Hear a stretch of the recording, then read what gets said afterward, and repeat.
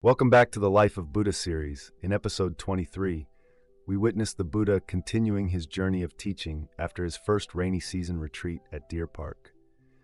He taught a wide range of people, from royals to village children, and even devas from other realms. The Buddha skillfully explained the path of practice, expanding people's knowledge of the realms and the law of cause and effect. He also emphasized the importance of practicing and accumulating merit, not only for humans, but also for devas. Finally, we see the Buddha preparing to enter a new phase in his missionary journey as he approaches the matted hair ascetics. This promises to open up interesting encounters and dialogues between the Buddha and the older religious traditions.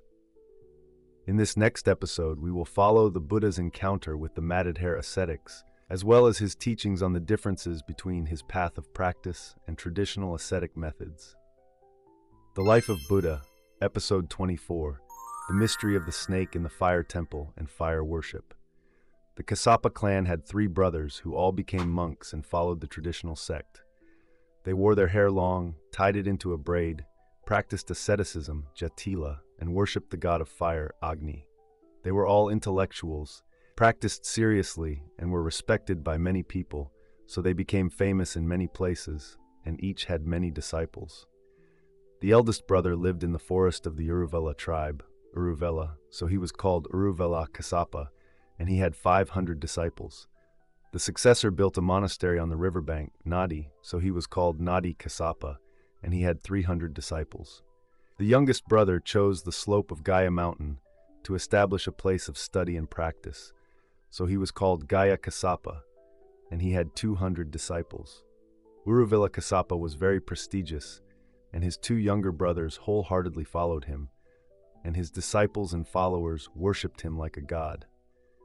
Since their arrival, less than half a year had passed, but the masses in the area, including the villages surrounding the capital Rajagaha, had flocked to listen to the Dharma and to hold many religious ceremonies.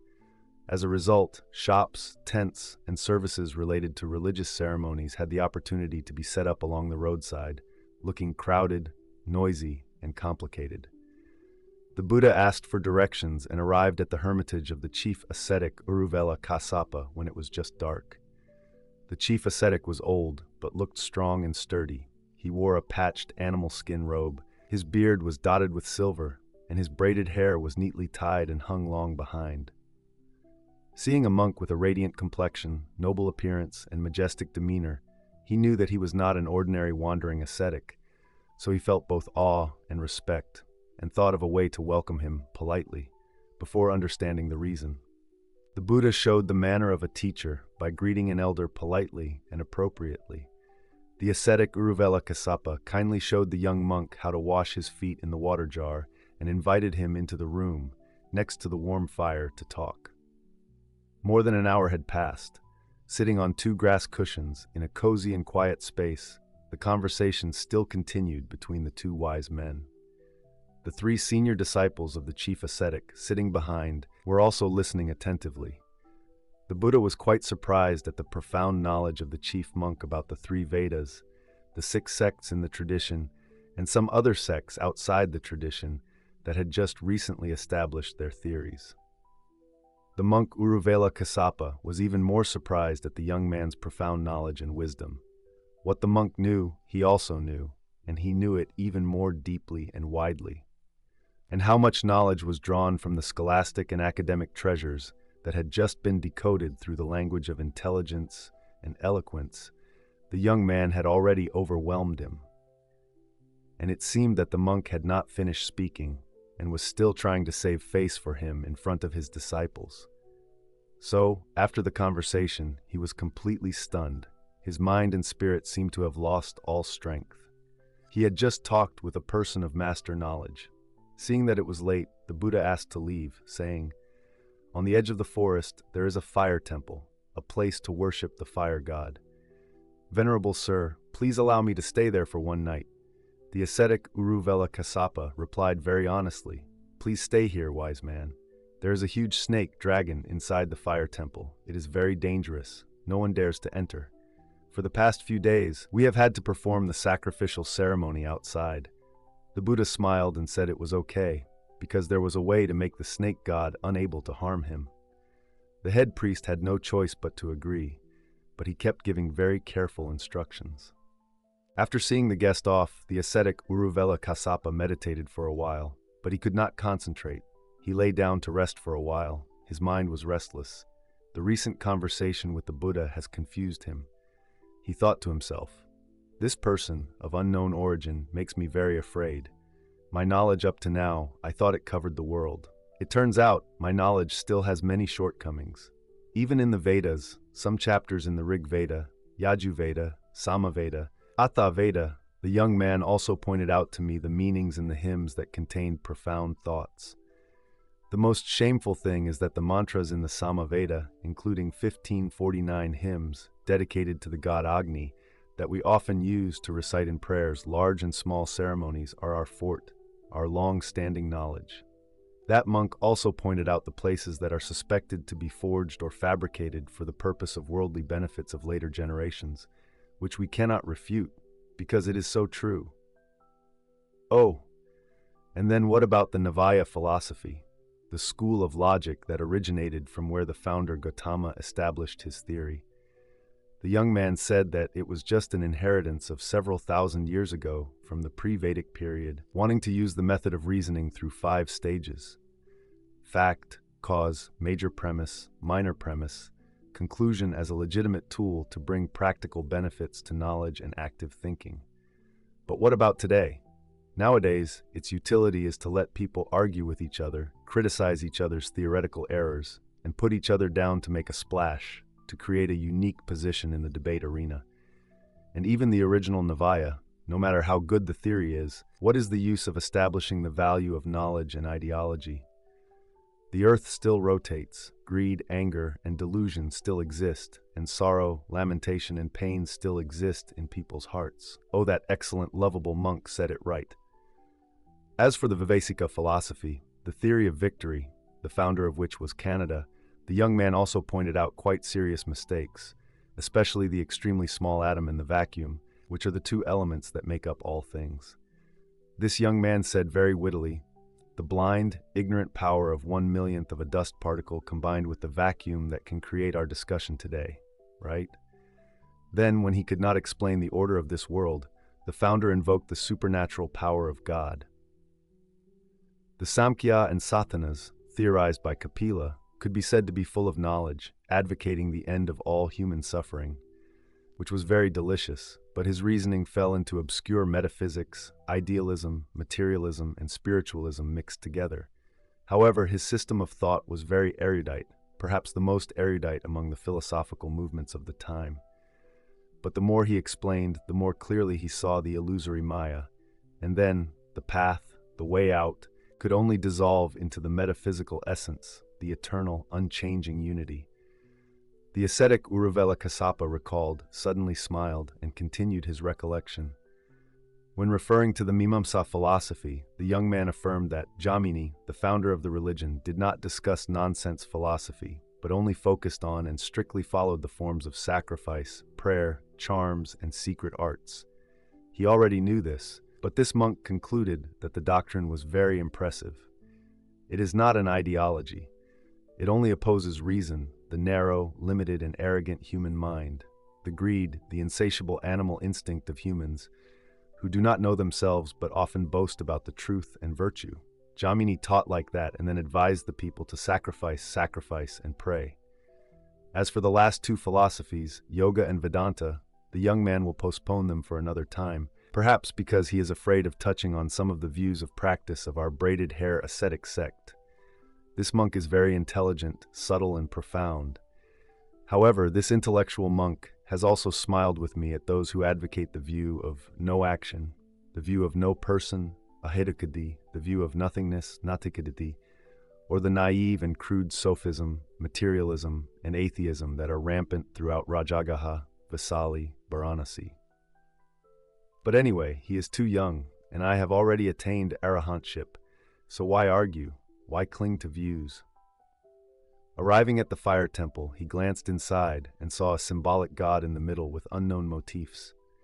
Around and in front of the fire god were large and small lamps and bundles of lamps of all shapes and sizes. not knowing what fuel they were burning brightly. Many large and small shelves displayed many kinds of fresh fruits. Colorful cloths with charcoal ink scribbled designs of charms, perhaps from the Athaveda, some kind of secret language or mantra, were hung everywhere. The lamps and bundles of lamps emitted a bright light. The Buddha sensed a fishy smell coming from the altars. Probably a large snake was lying inside to keep warm. Calm as if nothing happened, the Buddha folded his outer robe into four, spread it out in the middle of an open space, sat down and meditated on loving kindness. A moment later, sure enough, a huge snake crawled out, spitting bright red venom at the Buddha, and not only that, it also spat out fire and smoke. The Buddha remained seated, the aura of compassion like a crystal wall surrounding him like a sphere, impenetrable. The smoke, fire, venom, and ferocity of the snake gradually weakened. It felt its energy being sucked into emptiness, and its body gradually became more and more disintegrated. Now the Buddha spoke, "My child, in the past, due to evil karma, you were condemned to be an animal, smelly and dirty.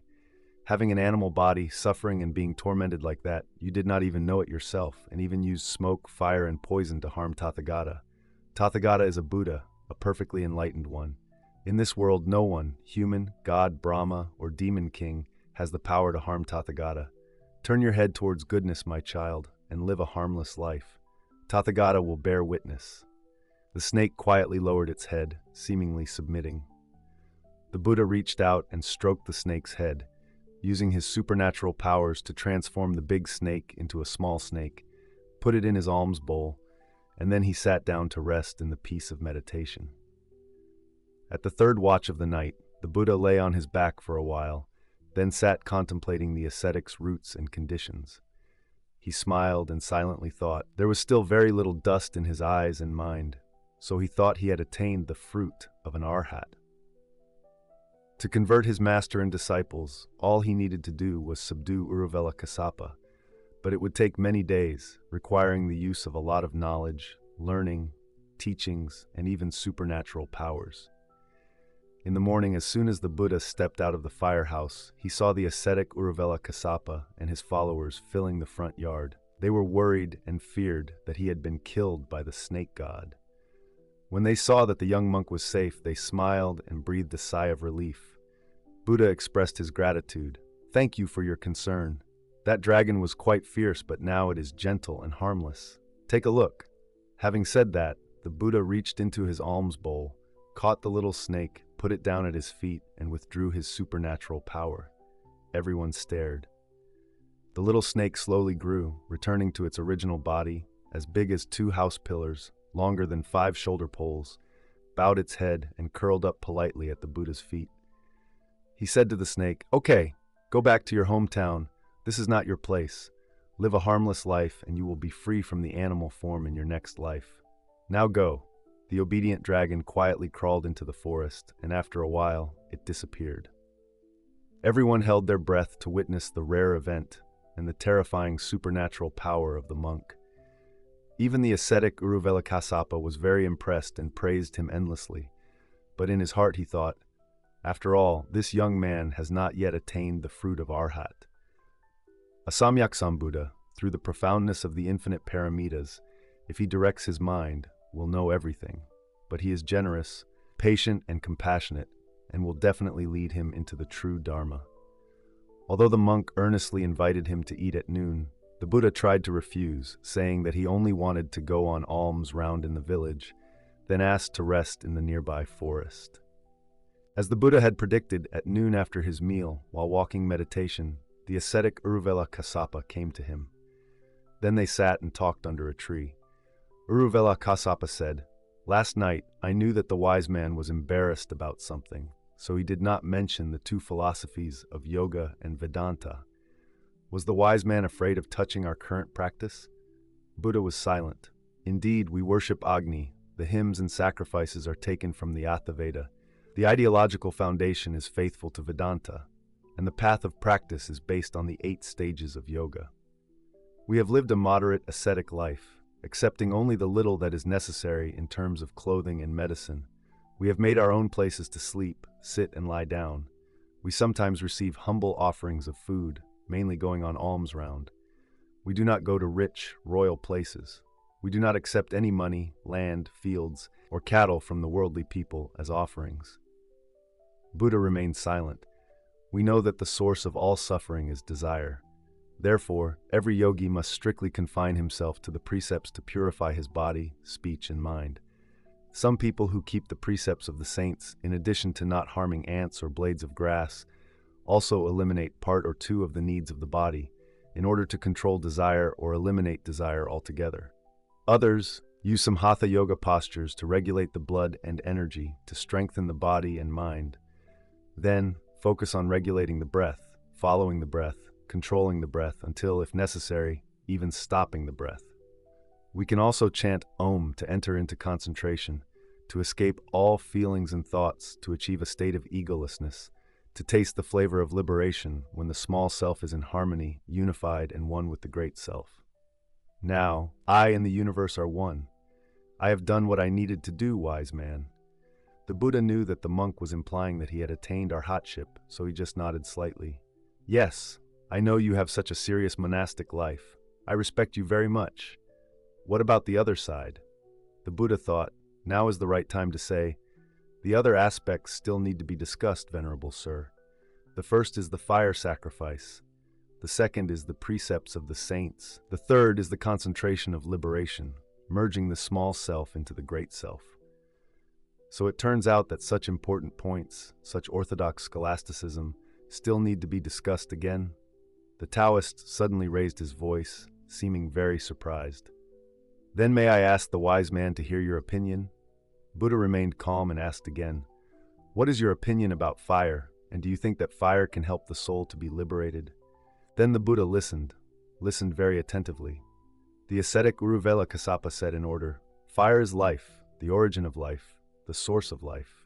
People are often proud of discovering fire, but they do not know that Brahman sent Agni to earth. From there, people used fire to warm, to light, to cook, to melt iron and steel, to make utensils in daily life, so that life would flourish, become more convenient and civilized. When death comes, Agni also lovingly burns the dirty body, cleanses all sins to bring the pure soul back to heaven. That is a sacred belief from ancient times, not my concept. The wise man must understand that. The Buddha neither admitted nor denied, but only gave his own insight. Sir, I know very well. However, suppose I say that not only fire, but also earth, water, and wind are the origin of life, the essence of all things. Fire cannot exist on its own, and fire is not the only first thing. Venerable Sir, consider. 2 dry sticks, rubbed together, produce fire. 2 hard stones hit together forever, produce fire. Without dry sticks, without stones, without the idea of the person making the fire, there can be no fire. Venerable Sir, look widely, look deeply, and reason a little more. Then we will shudder at its intricate causal relationship. That stick of firewood also cannot exist on its own without the forest, the sun and rain, day and night, the destruction of time, and the heat of the sun. Where does the forest come from if it does not have earth, water, fire, heat, and wind, shaking, moving? The same is true of that stone. It is earth, time, pressure, the breaking of lava. It is the remains of millions of years of animals and plants. More wisely, in a grain of dust, in a mist, in a drop of water, in a spark of fire, in a leaf, in a flower branch, they are all full of earth, water, fire, wind. Venerable Sir, they are mixed together, dissolved in each other, blended in each other, but each element retains its own individuality. But it is clear that fire rises and the human soul is also raised by fire. The Taoist asked attentively. Buddha, smiling, not only fire rises, but earth, water, and wind also rise when conditions permit. What a strange thing to say, wise man. It is not strange, it is true. Just observe a puff of smoke. In that rising smoke there is dust and ashes, that is earth. In it there is movement and vibration, that is wind. In it there is water vapor and water mist, that is water. That story is very strange but true. The Taoist thought for a moment. So please tell me about their individual characteristics. Yes, the Buddha analyzed. Earth has the properties of hardness and softness. It occupies space. Water has the properties of wetness and bonding, making the pigments stick together. Fire has the properties of heat and cold, softening all things.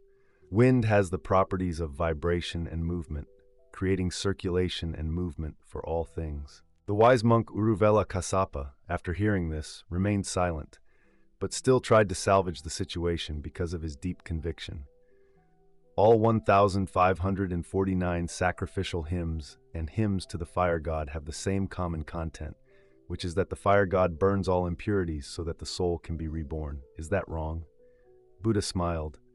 So why did the venerable ascetic practice the cessation of sensual desires, observe the upper, middle, and lower precepts of the saints, firmly equip himself with the Vedanta thought, and recite the holy Om to attain liberation?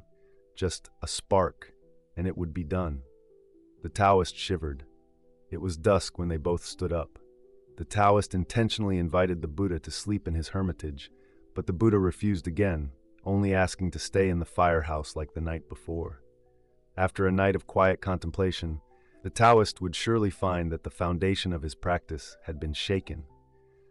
On the second night, at the fire hall, as usual, the Buddha resided in peace in meditation, peace in fruition. Late at night, the four great heavenly kings came to pay homage to the Buddha, listened to the Dharma, then stood in the four corners, a bright halo surrounding the fire hall. They wanted to contribute a little power as a small merit to help the Buddha easily subdue the group of braided-haired Taoists. Sure enough, the whole forest of monks were in an uproar, talking about the strange light. They did not know where it came from, but it was coming from the firehouse where the young monk was staying. As soon as it was light, the monk Uruvela Kassapa and his senior disciples came to pay their respects, expressing their curiosity about the radiance from last night. Buddha said the truth. Those are the four gods of the four realms coming down to visit and ask about the way. Then they play a childish game of showing off their divine power. They were shocked. They knew that this monk was not lying. However, the ascetic Uruvela Kassapa remained calm, thinking to himself, "He is indeed powerful, but he has not yet attained arahantship." That day, the Buddha did not accept the invitation to have lunch. He went begging in the village, and at noon he returned to a lake on the side of a mountain with a very beautiful landscape to rest. Wherever the Buddha was, the ascetic Uruvela Kassapa could not escape his eyes, so he came to find him again. Now they sat and talked on a rock by the lake with lotus and water lilies. The Taoist continued yesterday's story. Honestly, last night I was tossing and turning about the fire. The sage was right. My faith in Agni has been eroded, hardened, and is now only material, which reminds me of the symbolic meaning of philosophy. Suddenly I remembered the first day. The sage raised the question of the possibility that some of the sacred songs and hymns in the Athaveda were forgeries of the Brahmin priests for worldly interests. And I suddenly understood. Everywhere there are people selling gods and saints. Thousands of animals are sacrificed in a painful way. Money and products flow into the pockets of evil priests who exploit in the name of gods, with the protection of gods. Oh, the naked reality, materialism and spiritualism swapping means is truly despicable. They live in luxury and pleasure on the foolish fanaticism of the common people. I have deeply understood this lesson. Thank you, sage. The ascetic Uruvela Kassapa looked very moved. The Buddha kindly held his hand. I was fortunate enough to read some pre-Vedic scriptures from an ancient language. The custom of worshipping the fire god there as a way to thank the gods for giving them fire to get through the freezing winters originated from the northern races of the globe. Among those races was the Aryan race, who not only invaded our land, but also spread to Greece, Persia, and Arabia. During that migration and cultural and religious turmoil, the Vedic fire god worship, mixed with the Zoroastrianism of Persia, the demon and god worship of the primitive races, making it difficult for us today to know what is true and what is false. They also created charms, secret techniques, magic, and occult arts to dispel evil spirits, eliminate disasters, eliminate diseases, eliminate disabilities, eliminate obstacles, eliminate disasters, bring good business, increase sales, have many children, and bring unexpected wealth. Then the small, medium, and great priests, and juggling on sacred altars. Not only Venerable One, but the entire Jambudvipa continent has been fatally poisoned. Come out of that maze of demons right now, Venerable One. How grateful the Taoist was. Nothing could be clearer than that. Knowing that the monk's mind was filled with many thoughts, the Buddha led him a few steps to the edge of the lake. "Venerable sir, look," the Buddha pointed, "how beautiful those lotus flowers are. They grow from the mud, yet they radiate color and fragrance, offering themselves to the landscape, to humanity without asking for any benefits, any compensation, any name. A lotus branch, a lotus pistil, they contain all the elements of earth, water, fire, and wind. Oh, that is not enough to say. It must be said that they are contained within. They have everything: the galaxy, the sun, the moon, the stars, the sun and rain, day and night, morning and evening, past, present, future, clouds, mist, words, the forces between all things, plus my and your vision, your thoughts. If we lack a speck of dust, a drop of dew, a notion of ours about them, they do not exist." The ascetic Uruvela Kassapa was shaken all over. Buddha knew, he said, "It's late, please go home. Tonight, I will also stay at the firehouse." On the third night at the fire hall, Lord Saka came down to pay homage to the Buddha, listened to the Dharma, and then stood by all night. More than anyone else, thanks to his divine eye, Indra knew that it was his duty to demonstrate his power so that the master could subdue the ascetic Uruvela Kassapa. So he emitted a halo brighter and larger than the halos of the four heavenly kings combined. That night, the entire forest was brightly lit. The light was so clear and gentle that hundreds of monks could not sleep. They were restless and talked. The monk Uruvela Kassapa stared, observed very carefully, and thought to himself, "If yesterday was the four great heavenly kings, then today this one is much more powerful. So has the young monk, my distinguished guest, truly attained something. Last evening, his understanding was truly extraordinary. If he were a human, where did he learn it? For more than 50 years of studying and practicing, my knowledge to him is just child's play." The monk sighed. In the morning, when asked, the Buddha said that it was the power of the god Saka, the lord of the 33 heavens, as if nothing had happened. Then, accepting the invitation to visit the hermitage that afternoon, he still took his alms bowl and left. Along the north bank of the Niranjara River, about a yojana away, close to the mountainside, there were huts of a group of ascetics, all disciples of the ascetic Uruvela Kassapa, who were said to observe the middle level of discipline and austerity. The Buddha found a convenient place to sit. Below the river, about 10 ascetics were soaking in the cold water, their hands clasped and silently praying. They had probably been soaking since dawn, when the sun had just risen above the horizon. The Buddha, out of compassion, wanted to save them from such useless physical torture, so he patiently waited until almost noon. As they stumbled and trembled their way ashore and gathered around the warm fire, the Buddha approached and sat down to one side. The group of ascetics had heard of the young monk. Their teacher had welcomed him as an honored guest, and for several nights now, they had been admiring the sacred light emanating from the corner of the forest fire garden. Out of respect, they moved aside and made room for him. Buddha said, "I just dropped by and was curious as to what you were doing soaking in the water like that." "To cleanse away sins." One replied, "Surely the wise man knows that too."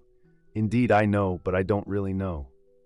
Buddha smiled, "Because, before, I also bathed in the river, but I felt that the greed, anger, worries, and suffering in my heart could not be washed away at all."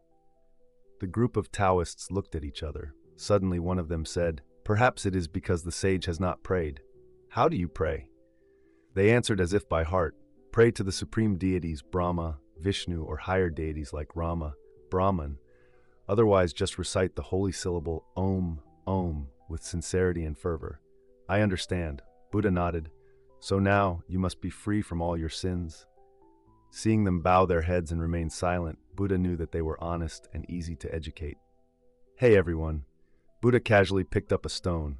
"With this stone I will place it on the water surface, and I ask you to pray to the supreme God so that this stone can float and not sink. Okay?" Having said that, the Buddha stood up. The monk stopped him. "The sage does not need to experiment. A stone is heavy, it sinks when dropped in water. That is a fact. No prayer can change that property. The higher gods have nothing to do with this. Likewise, my friends, the sins in our minds are like that stone. It is bald, it is opaque, it is heavy. When we die, that heaviness drags us down to the realms of suffering. Hell, hungry ghosts, animals, asuras. No god has the ability to lighten our sins." "Absolutely right," one of them suddenly said loudly.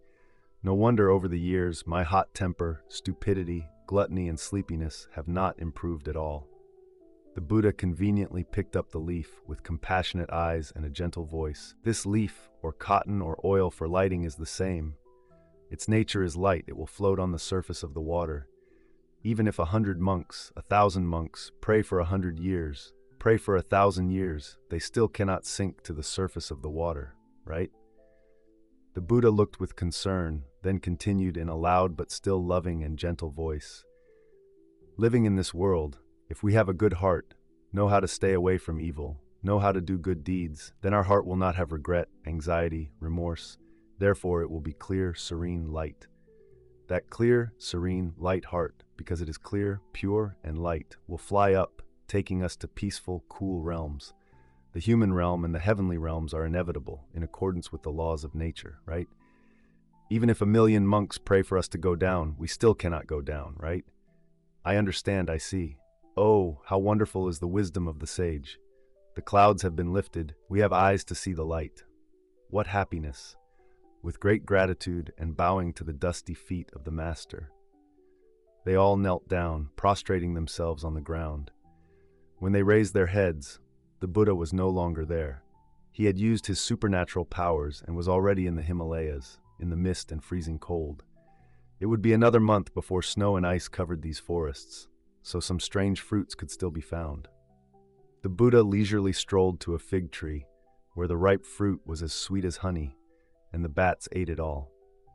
After eating just enough to change his taste, the Buddha went to find some strange fruits, filled his bowl, and then used his supernatural powers to appear right at the hermitage of the ascetic Uruvela Kassapa as promised. The monk kindly took the Buddha's hand and invited him to sit in the prepared seat. The senior disciple offered the Buddha a bowl of food. The Buddha accepted it, placed it at his feet, gave him his bowl of fruit, and then spoke to the monk Uruvela Kassapa. "I also have some fruit. Please try it for fun." Looking at the fruit with its strange shape and color, the ascetic Uruvela Kassapa asked in surprise, "The surrounding countries do not have this kind of fruit. Where did the sage go for alms?" Then he hesitated for a moment. "In the snowy mountains?" Buddha smiled and nodded slightly. The ascetic Uruvela Kassapa praised, "The power of the sage is truly terrifying. Going to and from the Himalayas in the blink of an eye. More than a blink of an eye, venerable master." Someone suddenly added, "The monk here has been patiently and compassionately preaching and teaching the Dharma to his disciples on the riverbank all morning." As soon as they parted, the disciples also immediately came here, wanting to tell the story to the master. But the monk displayed his divine power, disappeared into the void, went to beg for alms in the Himalayas, thousands of miles away, and returned here before his disciples. Isn't that strange? He is truly a god, not a human. A moment later, one person after another arrived. They chatted for a while and then fell silent. The Buddha only used a little food as a formality and then went to the forest so that the teacher and his disciples could talk to each other naturally. Walking in the forest for about half an hour, the Buddha sat down on a rock by the side of the path, thinking about the roots and conditions of the ascetic Uruvela Kassapa. The roots are wisdom and faith. I have opened them up to some extent for him, but the conditions are not enough. His moral and pure life easily gives rise to the illusion that he has attained the fruit of Arhat. That illusion is too strong and difficult to overcome. Wisdom has the power to reveal. Wisdom illuminates and cuts off. Only when he has enough clear and complete wisdom will the problem be solved. However, I will slowly analyze the error in his concept of the precepts of the saints, the error in his liberating concentration. I must destroy both the yoga and Vedanta philosophies that are deeply rooted in the marrow of this venerable teacher. Then, in the afternoon conversation, the Buddha began to speak in a very gentle and flexible manner, called the Dharma. Yogis often have a respectable intellect, a life of strict discipline, and a clear, coherent path of practice. Of the 6 traditional schools, if I had to keep one, I would choose yoga. The ascetic Uruvela Kassapa was very enthusiastic but cautious, not knowing where this learned and eloquent monk would lead him, so he asked, "What about Vedanta? It is both a compilation of Veda and Upanishads and further develops it, a whole forest of thought." "Yes." The Buddha nodded. Although there are many thoughts, it is enough to summarize them in 3 words: Maya, Atman, Atta, Brahman. The Taoist was silent for a long time, then suddenly nodded. That's right, that's exactly right. The Buddha continued. Yoga accepted the forest of Vedanta's thoughts and established 8 paths for different capacities, of which the Venerable One himself had received 3. Please let me hear. One is Hatha Yoga, muscle regulation. At first it was like that, but later on, one wanted to regulate breathing, move energy, and open the acupuncture points in the hope of communicating with the cosmic self. Is that right, Venerable Sir? Yes. The Taoist nodded. I and some of my disciples have experimented with this path. Second is to meditate on God, on the supernatural being, and also, thanks to one-pointedness, sometimes there is a very realistic illusion. I and God are already one. This path is not much different from the path of contemplation and worship. If one merely meditates and imagines without concentration, it is only illusion and hallucination. I know that very well. The third is asceticism, eliminating physical needs. The Venerable One and his disciples only practiced half of this extreme asceticism. Is that right? That's right. The Taoist nodded gently. We only practice to a certain extent to restrain our lustful desires. The fourth is to sit still, keep the body and mouth still, fetter the feet, tie the hands, keep the mouth quiet, so that it does not have a chance to create karma, and the mind endures mosquitoes, sun, rain, wind, etc. Patiently endures all external circumstances that are against one's will and heart, sitting all day and all night in the sun, wind, rain, snow. The Buddha continued, Venerable One does not follow this path.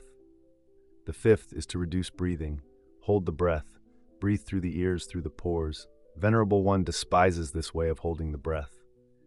The sixth is to close all the senses, making them blind, paralyzed, no longer able to please, to enjoy external objects. Venerable One has not followed this extreme asceticism.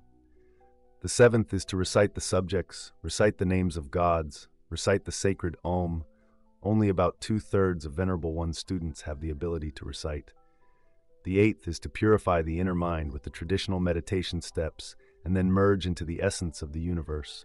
The Atman dissolves into the Brahman, and it seems like everyone here is practicing this path. There are indeed 8 paths, the Taoist said, and I have also summarized and condensed them into just 3, which is enough. The sage has a very sharp synthetic and analytical wisdom, unmatched by anyone. However, the sage should immediately speak of the points of hesitation. Yes, I will begin, Venerable Sir, said the Buddha. Venerable Sir, you have condensed all kinds of austerities, all the self-mortification, all the control of body, speech, and mind into the so-called precepts of the saints through 3 levels, upper, middle, and lower. I would like to say that all 3 levels of precepts can reduce bad karma, make us better, but cannot become saints. The first saint, newly entered the stream, also needs wisdom to cut off the 3 bonds of self-view, doubt, and attachment to precepts. If your precepts are to be sought seriously, with correct intention, correct mind, then they can only lead to concentration, not to wisdom, let alone all the forms of sacrifices, ceremonies, chants, sacrificial songs, sacred songs, and precepts of you fall into precepts of prohibition, which are one of the 3 obstacles preventing you from entering the stream. So how can you have true concentration, true wisdom? Furthermore, the Venerable One's illusions about the self, the view of the self, and all doubts about the dharma and the path are still intact, meaning that no thread has been cut. That is the mistake about the Venerable One's so-called holy precepts. The ascetic Uruvela Kassapa was silent. It was cold, but he was sweating. The Buddha knew what was going on in his mind and heart, but he made an appointment for another time. On the 4th night at the fire hall, Brahma Sahampati came down to pay homage to the Buddha, then used his power to make a wonderful halo illuminate the entire sky. Whose halo was this? Whose power was greater than that of the god Saka? The ascetic Uruvela Kassapa was truly shaken. Who was this monk? What level of sainthood had he attained? Had he attained arahantship? If not, why did he point out each bondage so clearly? The afternoon discussion continued. Your precepts are good, your concentration is good. The Buddha began, but they become wrong. They will not lead to enlightenment, liberation because of the scriptures, because of the tradition. More precisely, They are wrong because of the Vedas, Vedanta, and Upanishads. What I summarized yesterday, it is Maya, Atta, Brahman. Please let me hear. The Taoist seemed sincere. This could make the scriptures tremble and the statues of gods sweat. But thinking back, the sage has not said a single sentence, a single word that I could refute. On the contrary, he has cleared up many problems for me. Thank you for your sincerity, Venerable Sir, said the Buddha. Now let us continue with the story of earth, water, fire, and wind from the day before yesterday. Thus, a drop of water contains the essence of the universe. A speck of dust contains all things within it. A self-existing thing, we cannot conceive of it. Is that so, Venerable Sir? The Taoist seemed hesitant. So then, the principle of heaven and earth, the absolute entity Brahman, is he not already self-existent and gives birth to all things? Brahman is real, but not an absolute entity. He is also just a being. The halo last night was his power. The great Brahman Sahampati, my old friend since the time of Kassapa Buddha, the same family name as you. The Taoist was stunned for a moment and then asked again. Then the supreme gods, Brahma, the creator god, Vishnu, the preserver god, and Shiva, the destroyer god, also no longer exist. Still there. The Buddha smiled, but not in the religious or belief sense. It must be understood entirely in the philosophical sense. When understood in the philosophical sense, the god of creation is the birth, the god of preservation is the residence, the god of destruction is the decay, the disappearance. The three stages of birth, existence, and destruction are the general law of all things, are something inevitable. A sprout of grass, a leaf, a bamboo shoot, also arises, exists, and perishes. An earth, a planet, a galaxy, also arises, exists, and perishes. But we must thank God for giving the world these gods. Why? The Taoist suddenly asked. Because thanks to those gods, the grass grows and becomes green for the buffalo, cows, and goats to live in, giving milk to every home. The bamboo shoots grow into bamboo forests for us to build houses and utensils for daily life. Thanks to the birth and death of all things, there is time, sunshine and rain, day and night, spring, summer, autumn and winter, mountains and rivers, and even earthly food for everyone. So birth, existence, and death are eternal laws, are the laws that govern and interact to cause and affect the myriad phenomena of the world to arise one after another. Thus, a thing that exists by itself, is born by itself, and then gives birth to and transforms all things is something that cannot be conceived. Is that right, Venerable Sir? After a moment of silence, the Buddha pointed to the river. This flowing water, where does it come from, Venerable Sir? During the 4 hot months, how much water in the rivers, lakes, lands, and trees is burned by the sun? That water is destroyed, evaporates into smoke, becomes clouds. Those clouds encounter cold, they are destroyed, they freeze back into water. The law of birth, existence, and destruction, like this, also entails the inevitable cycle of rebirth of all things, Venerable Sir. It is inevitable, it is fate, so we cannot escape? The Taoist asked thoughtfully. We do not need to escape, the Buddha said. The birth and death and transmigration of all things is the natural operation of the Dharmadhatu. It does not lead to dukkha. It is the birth and death, transmigration of our thoughts, of our consciousness that turns that world into Maya, into dukkha, and then becomes the problem of Atta, Brahman of Vedanta, Venerable Sir. The ascetic Uruvela Kassapa was astonished. Something seemed to flash. He was about to ask, but the Buddha stood up and said, You must find the answer yourself. That night, the temple caught fire, and the cause was unknown. Everyone felt sorry for the powerful monk. Among the group of ascetics who were immersed in water, some burst into tears. The ascetic Uruvela Kassapa hurriedly ordered people to put out the fire and searched for the body of the venerable young man, but could not find it. Someone saw the Buddha's shadow in the forest, and he sent word that he was fine, not to worry about him, and that today he would go on alms round in a distant land. The ascetic Uruvela Kassapa breathed a sigh of relief, and suddenly a thought flashed through his mind. Today is the great day of the fire sacrificing ceremony. Believers from all over, not only the surrounding area but also Magadha and Anga, will flock here. I also have a sermon. These past few days I have been feeling anxious. One is because I have seen that the fire sacrificing ceremony is useless. 2 is because my knowledge is very limited, full of flaws, and he will laugh at me. So, Perhaps the ascetic is afraid that I will be embarrassed and awkward, so he has found a way to avoid me? He has indeed read my dilemma. He must have attained telepathy, and his way of handling things is extremely tactful. That day, the Buddha went on alms round in North Kulu continent, resting at the Anotada Lapis Lazuli Pond, in the territory of the four great heavenly kings, thinking about the upcoming path of propagation, how many means of wisdom were needed. As for the old monk, his mind was almost ripe. Just a few more actions would be enough to subdue him, and the three brothers together with their common teachings were an important force for the Dharma, for future development.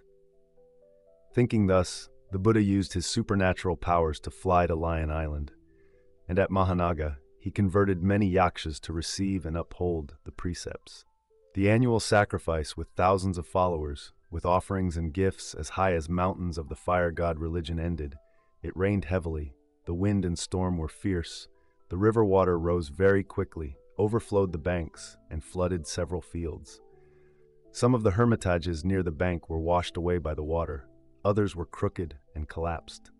The Buddha stayed in a cave for 2 days. He did not eat, just sat and enjoyed meditation, the joy of fruition. The rain and storm ended. The Buddha went around, visited the villages, saw that they were not much damaged, knew that they were used to storms and floods, knew that they had prepared for the sudden change in weather at the end of the season. The hermits seemed at ease. Those who rebuilt their hermitages did so. Those who did not, did not. The Buddha visited the hermitage Uruvela Kassapa when it was late afternoon. His disciples had repaired his hermitage. The Taoist looked at the Buddha's calm demeanor and radiant face and asked in surprise, "Where have you been these past few days? Everyone is worried about you. But why do you look like you've come back from some other heaven?" One day, I happily went begging for alms in North Kulu Chau, rested at Anotada Heavenly Pond, visited Lion Island, and for 2 days I stayed in a nearby cave. The Taoist invited him to the prepared seat and began to ask, "I have seen clearly the futility of fire sacrifices. I have seen the limitations of the precepts and austerities I am observing. I have also seen the philosophical meaning of the higher gods, the inevitable birth, death, and transmigration of all things. But how the words Maya, Dukkha, Atta, Brahman are related to each other, I really have not grasped." The Buddha knew that this was the last conversation to bring the monk into the true Dharma, so he moved up a wonderful scale of music. "Venerable sir, fire is locally prevalent in one place, causing the firehouse to burn. Wind and water are prevalent in one area, causing storms and floods. Among the 4 elements of heaven and earth, if they are not in harmony, it will cause earth disasters, water disasters, wind disasters, and fire disasters. Venerable sir, you must have understood that. Humans are similar. If there are a total of 1,120 diseases, as the Vedas say, then 1,000 of them are caused by the abundance of earth, water, fire, and wind. The remaining number are caused by karmic illnesses, karma that is left over from previous lives. Thus, aging, sickness, and death of all living beings is the natural law of the Dharma realm, excluding no one, no microorganism, no living being in the 3 realms, 4 species, even a Brahma, a great Brahma. Venerable sir, please consider whether what I say is true or not." "Yes, absolutely true. So, the problem has been limited to only illness karma. Karma in the body comes from the body and mouth. Evil deeds of the body and mouth lead to illness, disease, and defects of the 5 senses, short life, and harsh death.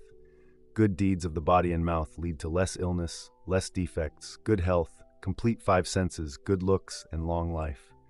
So if you want to practice, you must use pure speech, karma, and life. In other words, you must preserve and restrain your body and mouth, and hold a bowl to beg for food to sustain your life properly. Having a life of few desires and contentment is enough. What is the need for this or that asceticism? Is that right, Venerable?" "Yes, having a moderate life in the 4 things not only helps the karma of speech become kind, noble, and virtuous, but also makes the blood circulate, the 4 elements harmonize and stabilize. I also know this and have lived like this for decades, wise man. So our remaining problem is mental illness, which is sorrow, lamentation, pain, and distress, which I call dukkha, venerable sir. What does the Vedanta call Maya have to do with dukkha? The world of all things around us, the universe, the moon, the stars, the mountains and rivers, spring, summer, autumn, winter, sunshine, rain, day and night, are always the same. They are always imperfect, without real nature, empty, impermanent and changing. Because people cannot see this reality clearly, due to ignorance, desire, and the desire to seek, they always want to find the great whole, the self-existent essence, the absolute unity, the eternal true self, the eternal true self. So they have turned that real world into Maya, into dukkha. This is talking about religions and beliefs on the continent of Jambudvipa, talking about spiritual messengers, practitioners on the path to goodness and upwardness. As for lowly, inferior beings, because they want to satisfy their desires, they run after ideals and dreams that go against the laws of cause and effect and karma, seeking fame, position, power, and benefits in violation of the law of karma creates endless suffering in this world, leading to war, bloodshed, hatred, tricks, fighting, cunning, injustice, misery, jealousy, envy, betrayal, heartlessness, ingratitude. I understand, sage. The ascetic Uruvela Kassapa nodded continuously. They want to transform the outside world to suit their ignorance and insatiable desires, so that the real, natural law of the natural world suddenly becomes an illusory maya, reflected as dukkha inside, what the sage calls the disease of the mind, sorrow, lamentation, pain, grief, and despair. Exactly. The Buddha was very pleased with the ascetic's understanding and continued, a beautiful flower wanting it to last forever, to be beautiful forever, wanting it not to become dukkha. Youth passes quickly, regretting it, being old but still wanting to be young, wanting to be beautiful forever, wanting it not to become dukkha. An ideal, a dream, a situation, a phenomenon from the six senses and the six sense objects in relationship that arise and lead to dissatisfaction, unsatisfactoriness are all attributes of dukkha. And the origin of all dukkha is the five aggregates. It is clinging to the five aggregates. That is, wrong clinging to the physical body, wrong clinging to feelings, wrong clinging to mental formations, wrong clinging to consciousness. And then, the Buddha carefully and sincerely told the monk to close his eyes, contemplate his inner self, listen to the flow, birth, existence, and death of each form, each feeling, each perception, each mental state, each consciousness. Then the Buddha let the monk see clearly that body and mind operate in a relationship, acting in dependent origination. Each feeling, each perception, each mental state, each consciousness flows continuously, succeeding each other like drops of water, creating the illusion that there is a river. There is no true nature, no self, no self. Because of impermanence, there is no self. That is the truth that can be experienced right in one's heart, not superficially on the surface of perception. Whoever clearly sees impermanence and no self will step out of the world of Maya, ending dukkha, which means ending all afflictions and suffering in this world. The ascetic Uruvela Kassapa suddenly smiled. There is truly no self in this body and mind. Even the aggregate of form, feeling, perception, mental formations, and consciousness flows in a stream of flow, arising and ceasing, interrelating and interacting. If there is this, there is that. If there is not this, there is not that. There is no master, no yoni as stated in the Upanishad. There is no soul, no atta, O sage. Buddha smiled. What about the Supreme Brahman, the creator of all beings? What about the final level of meditation, which is the dissolution of the small self into the great self? The small self does not really exist, has no self-nature, while the great self is the laws of the universe, so why dissolve into them? Dear sage, the remaining problem is dukkha, sorrow, pain, and anxiety. Look, contemplate and see. When wisdom as it really is, right view, right thinking, contemplates form, feeling, perception, mental formations, and consciousness as they really are, without allowing any aggregates to pile up on top of them, are there sorrow, lamentation, pain, distress, and despair present, venerable sir? No, replied the Taoist. But if they were present, use mindfulness and concentration to note them. They will be quiet, sorrow, pain, grief, and anxiety will no longer disturb, and then right understanding and thinking will arise. Concentration as it really is can give rise to wisdom as it really is. So the Buddha taught the Four Noble Truths in a different way, first dispelling old views, then revealing to the ascetic dukkha, the cause of dukkha, and finally displaying the Noble Eightfold Path in a very skillful way. Mind and wisdom were enlightened, Ignorance was destroyed, enlightenment appeared. The ascetic Uruvela Kassapa seemed to awaken after a million kalpas filled with nothingness. In just a few moments, he attained the fruit of arhat and supernatural powers. He knelt down 5 times on the ground, bowed to the Buddha with overflowing gratitude. With his extraordinary knowledge, his clear and unobstructed explanations, his vast and incomparable wisdom, his boundless supernatural powers, he is truly a Buddha, a Tathagata, a Buddha, a Samyak Sambuddha, a Buddha who appears only once in a million years. Now I know clearly, see clearly like this. I beg the Buddha to allow me to repent for my unintentional offenses or my ignorance of not seeing or not knowing before. The Buddha let the ascetic Uruvela Kassapa kneel down naturally. He smiled and used 3 types of halos to subdue the surrounding assembly. First, the halo was soft and clear like the Brahma Sahampati, but much larger and larger, covering the entire forest. Next, the halo suddenly changed color, shimmering in 6 colors, moving and undulating like 6 dragons. Finally, the halo gradually shrank, retreated to the hermitage, surrounded him like a crystal ball, and remained still like that forever. Kassapa Uruvela. The Tathagata is a Buddha, a fully enlightened one, that you already know, and you are also an arahant with supernatural powers. So then direct your mind to know some of the Tathagata's previous lives, to know about the Tathagata's life and deeds in this life, which will later be beneficial for the Dharma on the path of propagation.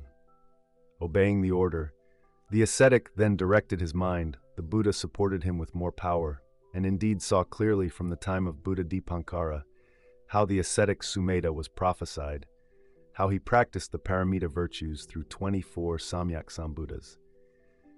In his last life as a human being with 5 great offerings, he ascended to the Tusita heaven and was born in the human world as the crown prince, son of King Suddhodana and Queen Mahamaya.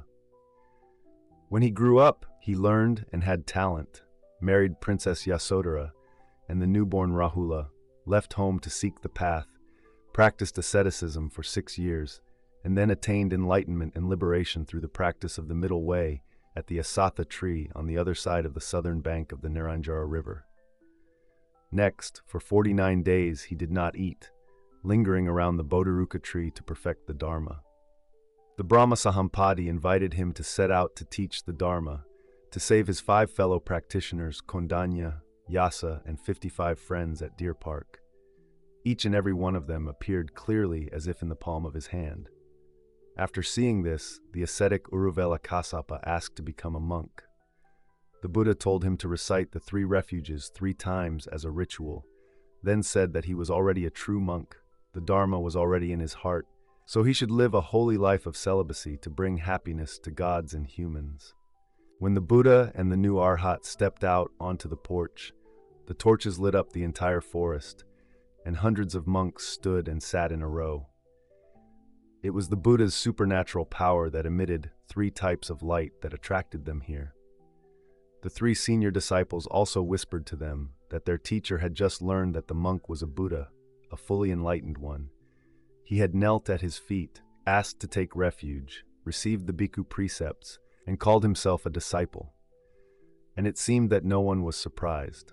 The person that the 4 great heavenly kings, Indra and Brahma, had come down to attend to all night long must be the most supreme. Moreover, for a long time, they had admired and regarded their teacher as a god. If their teacher converted to Buddhism, then of course that was the right thing to do. Knowing that the teacher and his disciples would continue to talk, the Buddha went up to a cave to rest for the night. At noon, after begging for alms in a distant village, after lunch, the Buddha went down to the hermitage of the ascetic. The ascetic informed him that his disciples were ready, prepared to take refuge and receive the bhikkhu precepts according to the true Dharma. The Buddha expressed his praise and then discussed with the ascetic about shaving their hair and beards and preparing the robes and bowls for the congregation, how to make the novice bhikkhus exude a dignified, pure appearance, symbolizing the middle way, and not let them be slovenly and disheveled like the images of the ascetic monks of the past. The Venerable Uruvela Kassapa said, "The disciple understood and prepared a part according to the spirit that the world-honored one had just taught." During the recent sacrificial ceremony, several thousand followers offered offerings, including a lot of cloth for the congregation during the upcoming cold season. The disciple had it divided and dyed yellow, just like the 90 arhats who were traveling to propagate the dharma in all directions. Buddha nodded. Good. You are very thoughtful. You have understood the Tathagata's intention. So when you are done, gather them in a spacious, airy place, and the Tathagata will perform the ordination ceremony for them.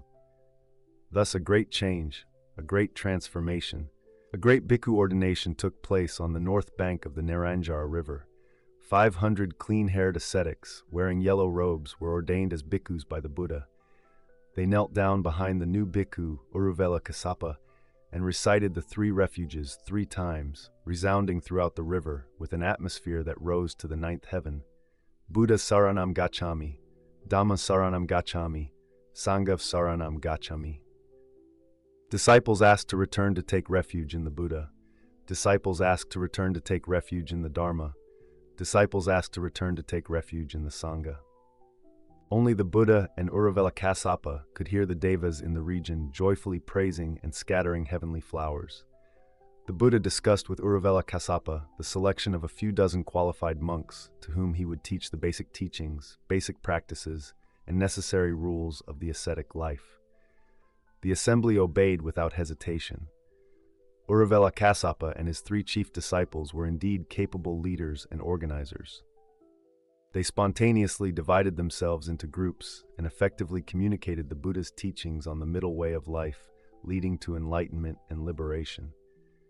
The hermitage of Nadi Kassapa and his followers who were downstream one day saw some braided hair, bark, and animal skin clothes, and some fire sacrificial objects floating on the river. Thinking that his brother's hermitage was in trouble, he hurriedly went up to see. What a surprise! The whole forest of people had changed. A discussion then took place between the 2 brothers, and Nadi Kassapa and his 300 disciples agreed to convert. The same happened to his 3rd brother, Gaya Kassapa, and his 200 disciples. Thus, after only a few days, the Buddha had completely converted the 3 Kassapa brothers and their 1,000 disciples into 1,003 bhikkhus. The day before yesterday, the Buddha, the 3 Kassapa brothers, and 1,000 monks wearing jackfruit-colored robes mixed with earthy yellow, with clean hair and beards, in order and dignity, dispersed throughout the villages to carry their alms bowls. That image created a very strong and beautiful impression in the hearts of the masses. At noon, all were quiet and calm, sitting and eating at Gayasisa Hill, Elephant Head Mountain. That day, the sky was clear and the clouds were light. The Buddha chose to sit on a high rock that could overlook the assembly. With the 3 Kassapa brothers sitting beside him, he displayed his kingly majesty to preach the Dharma with a deep and majestic voice like the sound of the ocean tide, like thunder in the rain. Bhikkhus, do you see? Everything is on fire. Everything is on fire. What is on fire? What is on fire? Do you know? Listen. The eye is on fire. The eye is on fire. The ear, nose, tongue, body, and mind are all on fire. They are also on fire. That is, all 6 sense faculties are on fire. Their objects, form, sound, smell, taste, touch, and mental objects are on fire, also on fire. Then seeing, hearing, smelling, tasting, touching, and thinking are on fire, also on fire. The 6 sense bases, the 6 sense objects, the 6 consciousnesses are all on fire, all are burning and on fire. So where is that fire? Where does it come from? Bhikkhus, they are burned by the fire of lust, the fire of hatred, the fire of delusion. Then they are burned with birth, aging, disease, death, pain, sorrow, lamentation, grief, anxiety, fear, dismay, despair, and hopelessness. Bhikkhus, all feelings are on fire.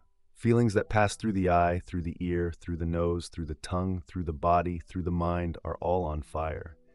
Whether they are pleasant feelings, painful feelings, or neutral feelings, they are all on fire. Where does the fire come from? It is the same.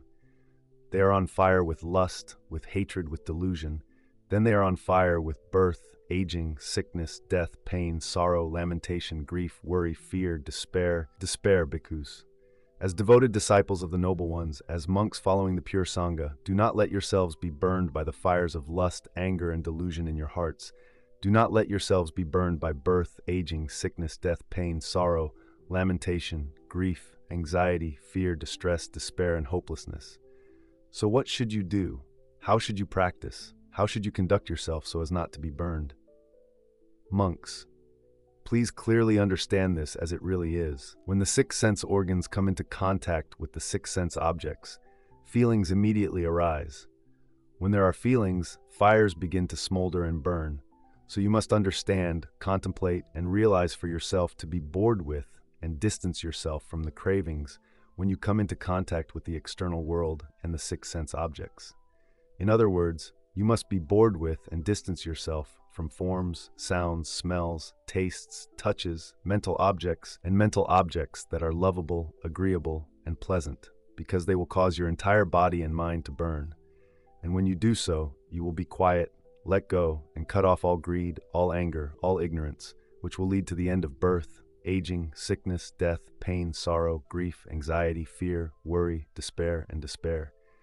Your mind and intellect, once they have eradicated all defilements, will taste the flavor of the immortal dharma, of transcendental joy. Thus, you have fulfilled the holy life of a saint, have done what needs to be done, and will no longer return to the painful cycle of rebirth. When the Buddha finished preaching the sermon, "All is on fire," Adita Pariyaya, the entire assembly of 1,002 monks attained arahantship. The entire river and mountain area of Gayasisa that day suddenly became strangely quiet, sacred, and pure. For several consecutive months after that historical Dharma talk, the Buddha stayed in Gayasisa, sometimes staying in this cave, sometimes going to another cave to meditate. The remaining time, he successively preached the initial, intermediate, and final stages of goodness to instruct the assembly. The entire horizon of the profound and broad Dharma was gradually opened before their eyes, favorable for the future propagation of the Dharma.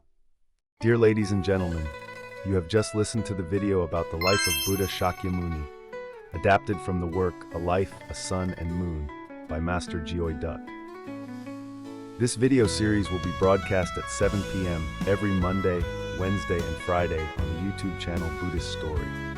We sincerely thank you for watching. To not miss the next episodes, remember to subscribe to the channel and turn on notifications.